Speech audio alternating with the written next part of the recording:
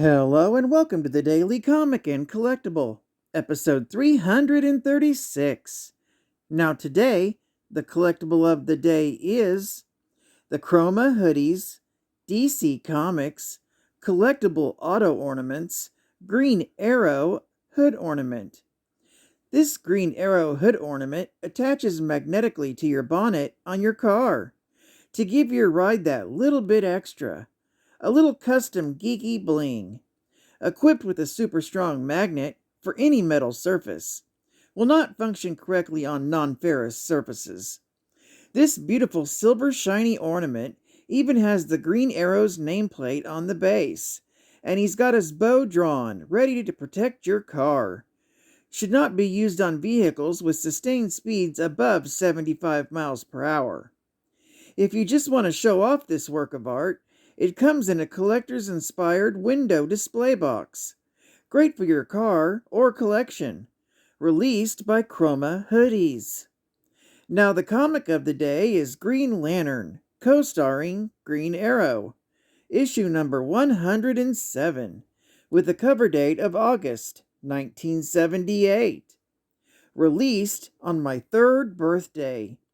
I'm still looking for an elusive comic released on my birthday.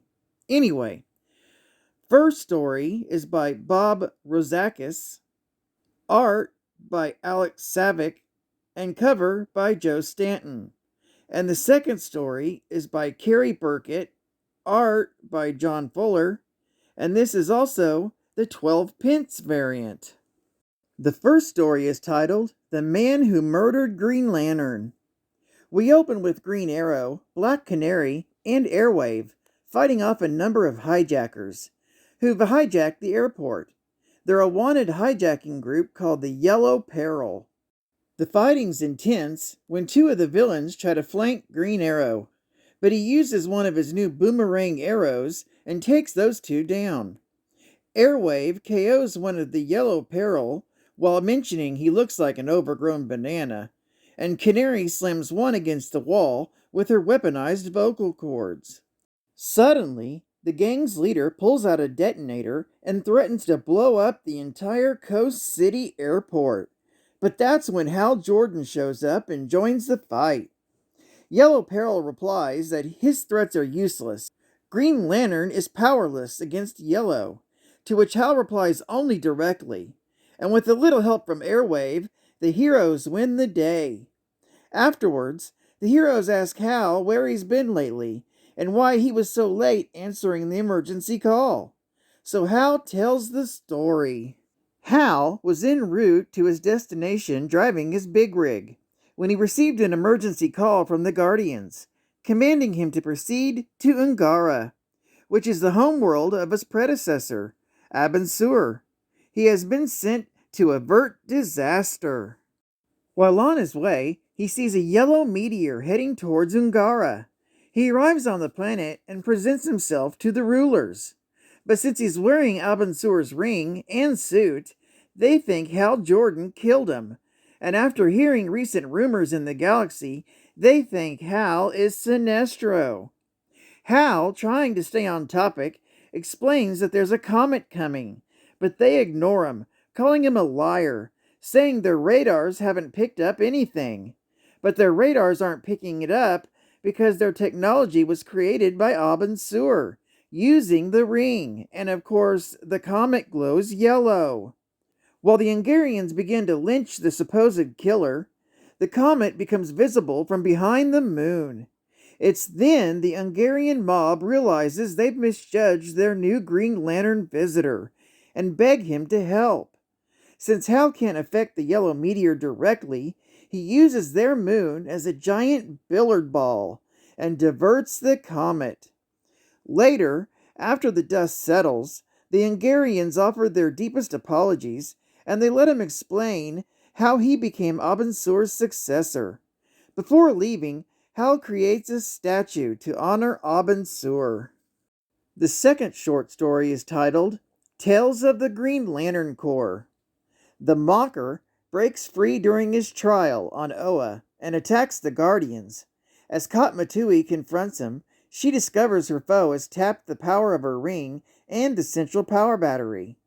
The link with the power ring caused a connection between their minds, as she sees the Mocker's past and her fears. She counterattacks by bringing up her memories, and the shock renders the Mocker insane and helpless. He then is taken under guard, not to punish, but to teach him his purpose in existence. Geek Fact: Green Arrow is a vigilante superhero who fights crime using archery, martial arts, and technology.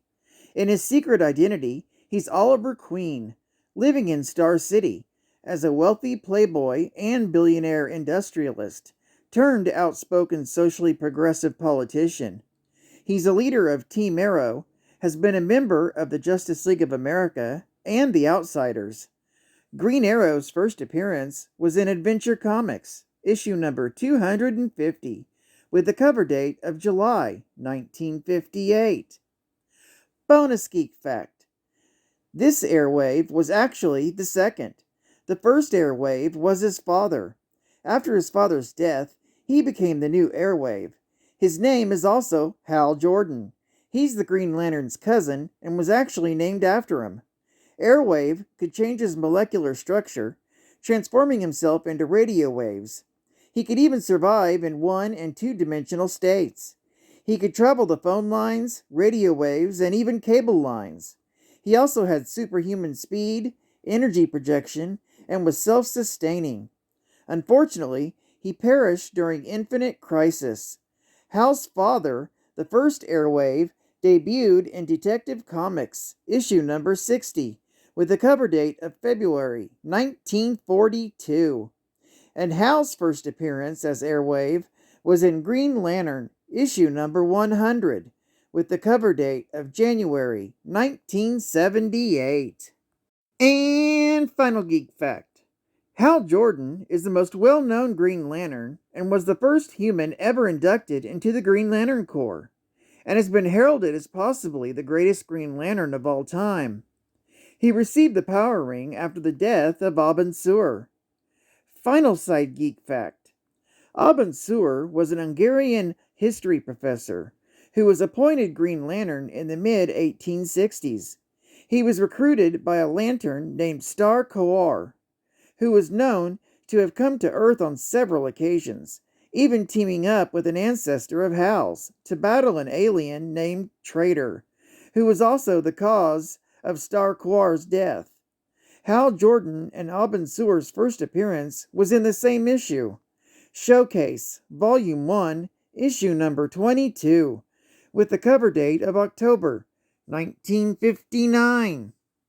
Well, I'd like to thank you for joining me for another Daily Comic and Collectible, and I hope to see you again tomorrow.